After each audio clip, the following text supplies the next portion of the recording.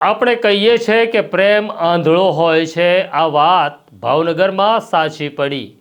One વિભાગમાં વર્ગ 1ના અધિકારી તરીકે ફરજ બજાવતા એસીએફ શૈલેષ ખામલા વન વિભાગની જ એક મહિલા કર્મચારીના પ્રેમમાં પડ્યા ત્યાં સુધી વાંધો નહોતો, પરંતુ આ પ્રેમિકાને પામવા માટે આ વન અધિકારીએ પોતાની પત્ની અને ફૂલ જેવા બે કોમળ બાળકોની હત્યા કરી નાખી।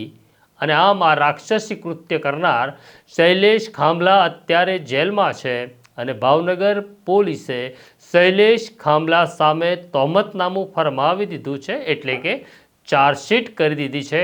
તેની વિગતે વાત કરવી છે। વૈષ્ણવજન તો તેને કહીએ જે પીડ પરાઈ જાનાને રે।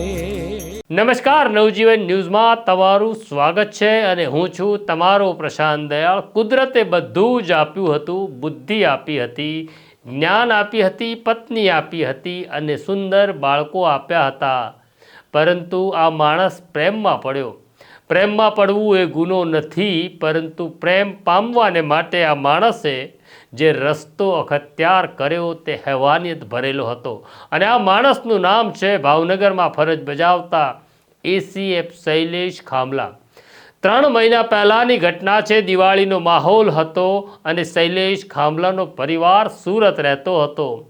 પત્ની અને 2 બાળકોને એવું થયું કે લાવો પિતા પાસે જઈએ અને ત્યાં દિવાળી ઉજવીએ, પરંતુ આ પત્ની કે બાળકોને ખબર નહોતી ત્યાં દિવાળી નહીં ઉજવાય, ત્યાં માતમ થશે, કારણ કે શૈલેષ ખામલાના મનમાં રમી રહેલો શૈતાન તેમને મોત આપવાનો હતો।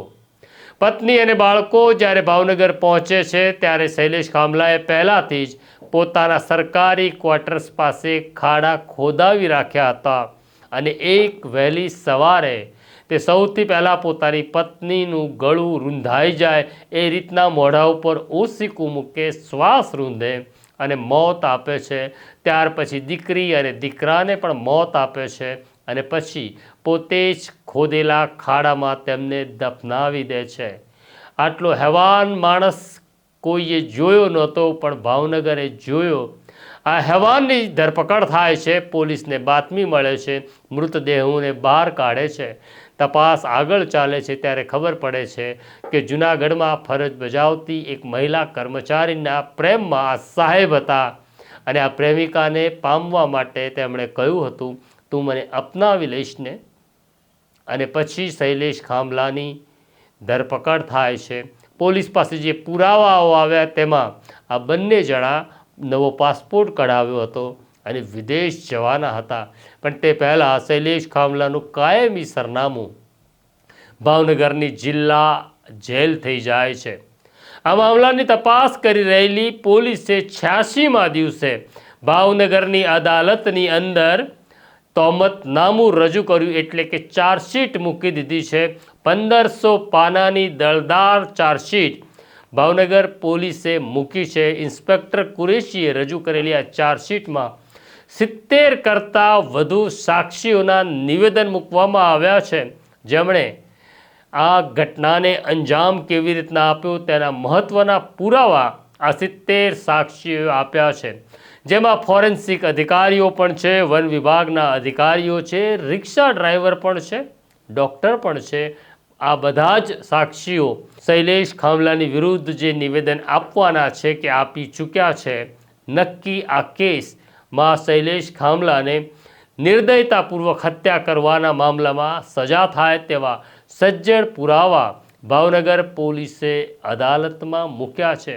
અદાલત તો શૈલેષ ખામલાને સજા આપશે ત્યારે આપશે, પરંતુ કુદરતના દરબારમાં શૈલેષ ખામલાને ક્યારેય માફ નહીં કરવામાં આવે તેવું કૃત્ય શૈલેષ ખામલાએ કર્યું છે।